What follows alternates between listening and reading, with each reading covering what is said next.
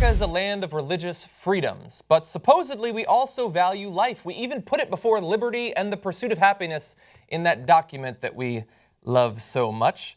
So how do you balance those two things when faith healing is the topic and they're both tied together so tightly?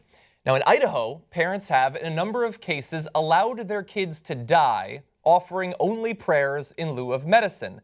And it turns out that the law is actually on their side.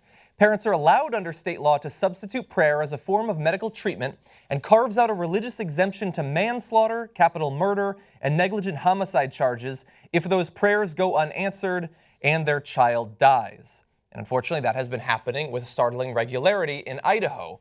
Now, to be fair, you can't only rely on prayer. You have to go just a slight bit farther. The Followers of Christ, one of the groups that practices this sort of behavior, forbids the use of medicines such as antibiotics, but state law protects parents from charges if they supplement their prayers with just the slightest gesture towards health treatment, such as giving a sick child orange juice. And I looked it up, and orange juice is actually not one of the permitted medicines that would actually cure the diseases that are killing these kids in Idaho right now. And we're not talking about like long shots where prayer is all that's left to a potentially about to lose their kid parent. I mean, we're talking about things like diabetes, pneumonia, food poisoning related dehydration. Fluids are the treatment for that.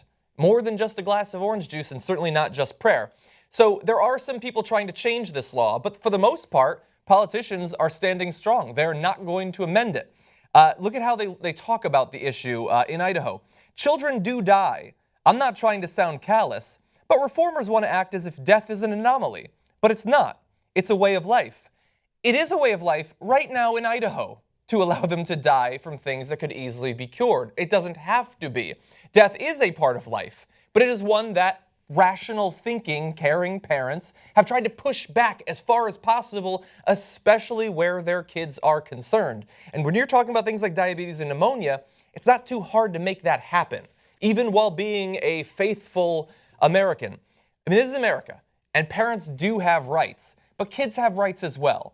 Human rights. And those rights are being violated with lethal consequences because we're too concerned about violating the religious sensibilities of people who are dead set on pretending that we still live in the Bronze Age instead of a technologically and medically advanced nation that can and should do everything it needs to do to save the lives of its most vulnerable members. And that's my final judgment.